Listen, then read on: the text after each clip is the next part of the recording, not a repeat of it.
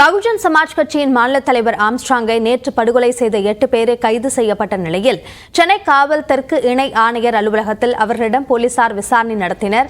இந்த நிலையில் அவர்களில் 3 மட்டும் திருவான்மையூர் பகுதிக்கு போலீசார் அழைத்துச் சென்றுள்ளனர். அது தொடர்பான விவரங்களை செய்தியாளர் கோகுலிடம் கேட்கலாம்.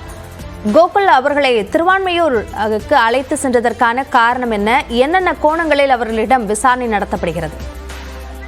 பகுஜன் சமாஜ் கட்சியுடைய மாநில தலைவர் ஆம்ஸ்ட்ராங் கொலை செய்யப்பட்ட வழக்குல 8 பேர் கைது செய்யப்பட்டதாகவும், கைது செய்யப்பட்ட 8 பேரும் சென்னை தெற்கு இணை ஆணையருடைய அலுவலகத்துல ஒரு தனி ரகசியமாக விசாரணை மேற்கொள்ளப்பட்டது.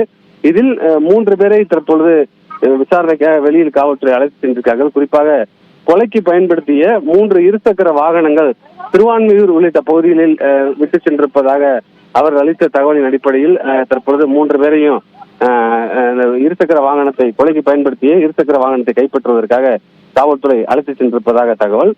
தொடர்ந்து 8 பேரிடமும் தனித்தனியாக விசாரணை மேற்கொள்ளப்பட்டு வருகிறது. இதில் ஒரு ஆட்டோ ஓட்டுநர், திருவேங்கடம் என்ற ஒரு ஆட்டோ ஓட்டுநர் இந்த கொலை சம்பவத்தில் முக்கியமாக நோட்டமிட்டு இந்த கொலையை திட்டம் தீட்டி கொடுத்திருப்பது தெரிய வந்திருக்கிறது. குறிப்பாக 1 வார காலமாக ஆம்ஸ்ட்ராங்குடைய நடவடிக்கைகளை இவர் ஆட்டோ ஓட்டுநர் போல் அங்கு இருந்து கண்காணித்து எந்த நேரத்துக்கு வருகிறார், எந்த நேரத்துக்கு அங்கிருந்து புறப்பட்டு செல்கிறார், அதே போல அவரோடு எத்தனை பேர் வருகிறார்கள் என்ற தகவலை எல்லாம் இந்த கும்பலுக்கு அவர் அளித்திருப்பதும் விசாரணையில் தெரிய வந்திருக்கிறது. இது போன்று 8 பேருடைய பின்னணி என்ன என்ற கோணத்திலையும் காவல்துறை விசாரணை மேற்கொண்டு வர்றாங்க.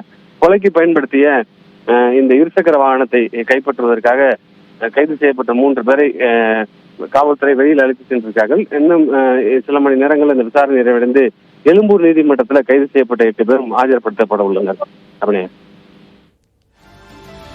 ஆம்ஸ்ட்ராங் கொலை வழக்கில் விசாரணை நடைபெற்று வரக்கூடிய நிலையில் அது சார்ந்த விவரங்களுக்கு நன்றி கோகுல்.